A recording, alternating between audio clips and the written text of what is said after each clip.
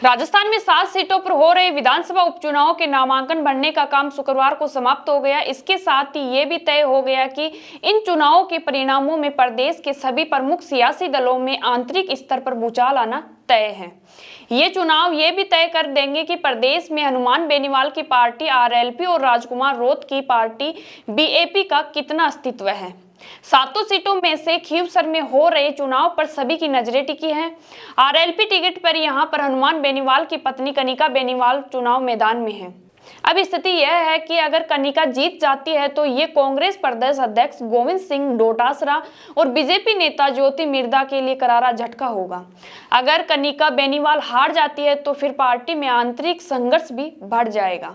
बेनीवाल समझ रहे थे कि इस बार खींवसर में आरएलपी की जीत आसान नहीं है। विधानसभा चुनाव में भी खुद बेनीवाल को यहां से नजदीकी मुकाबले में जीत मिली थी। बीजेपी ने यहां से एक बार फिर से रेवत राम डांगा को टिकट दिया है, जो कभी बेनीवाल के काफी करीबी हुआ करते थे। विधानसभा चुनाव में भी डांगा ने बेनीवाल को जबरदस्त टक्कर दी थी। आपको बता दें कि लिहाजा सीट को निकालने के लिए बेनीवाल ने खुद पर ही भरोसा किया है। हालांकि इससे पार्टी के कई नेता अंदर खाने नाराज बताए जा रहे हैं। खींवसर में भाजपा नेता ज्योति मिर्धा ने आरएलपी नेता हनुमान बेनीवाल पर जमकर निशाना साधा है। उन्होंने बेनीवाल पर परिवारवाद का आरोप जड़ते हुए उनकी पत्नी कनिका बेनीवाल को टिकट देने की आलोचना भी की है। वहीं मिर्धा ने कहा है कि कल सभी कार्यकर्ता और रेवत राम जी मेरे घर पर बैठे थे जब तक इनका कैंडिडेट अनाउंस भी नहीं हुआ था। अभी कयास लगा रहे थे कि एक दिन पहले भाषण दिया है कि जहर का घूंट पीना पड़ सकता है। हमने भी सोचा इस बार तो कार्यकर्ताओं को टिकट मिल जाएगा, तभी कनिका जी का नाम सामने आया।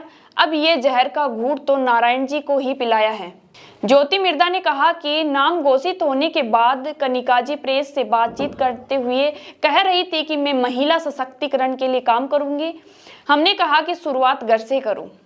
प्रदेश में जिन 7 विधानसभा सीटों पर उपचुनाव हो रहे हैं, अब उनमें से 3 पर भाजपा और कांग्रेस में सीधी टक्कर होने जा रही है। वहीं 4 सीटें ऐसी भी हैं जिन पर त्रिकोणीय मुकाबला देखने को मिलेगा। झुंझुनू, रामगढ़ और दौसा में बीजेपी और कांग्रेस की सीधी लड़ाई होगी। ऐसी ही स्थिति देवली उनियारा में भी होने की संभावना है, लेकिन नामांकन के आखिरी दिन कांग्रेस के बागी के तौर पर नरेश मीणा ने नामांकन बनने से यहां भी त्रिकोणीय संघर्ष की स्थिति देखने को मिल सकती है। नरेश की छवि जुझारू युवा नेता की रही है और युवा मतदाताओं में नरेश मीणा का क्रेज भी है। वो दौसा से टिकट मांग रहे थे लेकिन मना कर दिया गया। इसके बाद देवली उनियारा से भी उनकी जगह केसी मीणा को प्रत्याशी बना दिया गया। लिहाजा अब ये चुनाव नरेश की प्रतिष्ठा का सवाल बन गया है। यही कारण है कि उनके समर्थकों ने नामांकन के दौरान भी बड़ा शक्ति प्रदर्शन किया। इसके अलावा खींवसर, सलुंबर और 84 विधानसभा सीट पर त्रिकोणीय संघर्ष देखने को मिलेगा।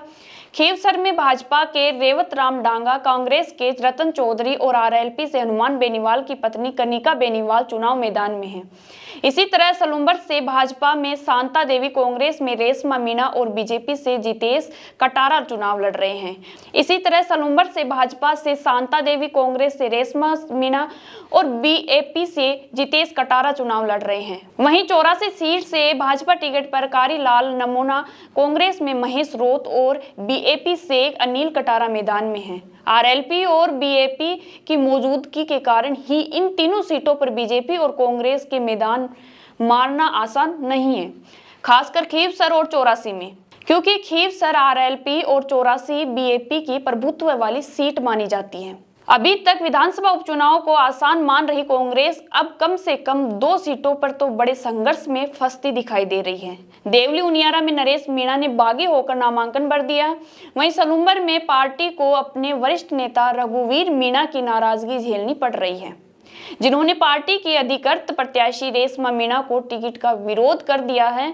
शुक्रवार को रेशमा मीणा के नामांकन में भी रघुवीर मीणा ने दूरी बनाए रखी।